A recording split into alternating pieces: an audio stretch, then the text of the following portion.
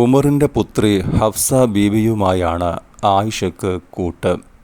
അവർ രണ്ടുപേരും എപ്പോഴും ഒരു കെട്ടാണ്.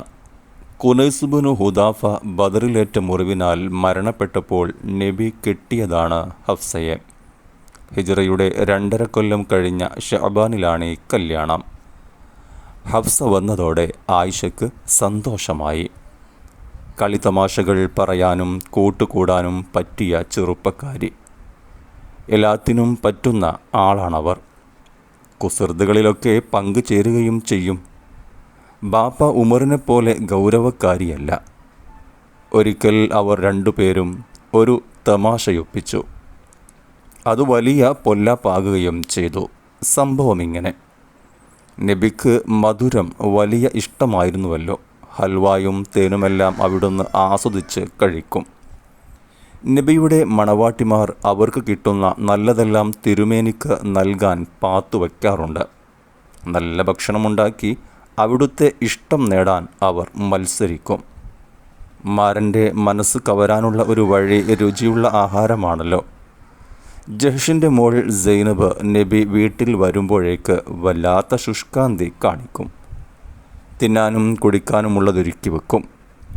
ഇത് മറ്റു കളത്രകൾക്കത്ര പിടിക്കില്ല. കൂട്ടത്തിൽ ഹഫ്സക്കും ആയിഷക്കും. ചെറുപ്പക്കാരികളല്ലേ, കുസൃതി കൂടുമല്ലോ. അസർ നമസ്കാരം കഴിഞ്ഞാൽ നബി എല്ലാ വീടുകളിലുമൊന്ന് കറങ്ങുന്ന പതിവുണ്ട്. അതിനിടയ്ക്കാണ് സംഗതി നടക്കുന്നത്.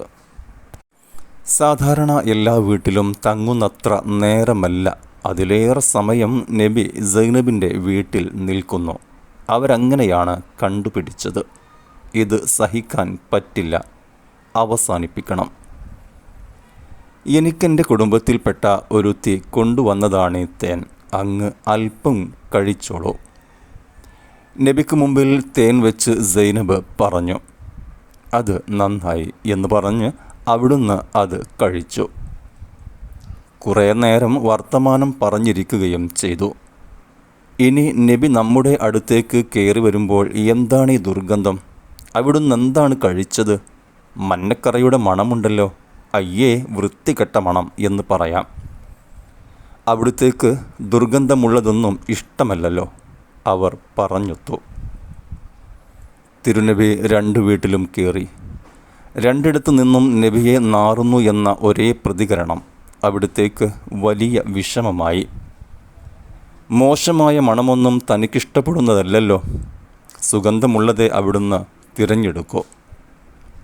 ഞാൻ അവിടുന്ന് അല്പം തേൻ കുടിച്ചു, അത്രയേയുള്ളൂ. ഇതെന്ത് തേനാ, ഇത്ര ചീത്ത വാസനയുള്ളത്? ഇനി ഞാനത് കുടിക്കില്ല, സത്യം. എന്നാൽ ആ സൂത്രം പൊളിഞ്ഞു. അവരുടെ കളി അള്ളാഹു വെളിപ്പെടുത്തി ഖുർആനിലൂടെ തന്നെ.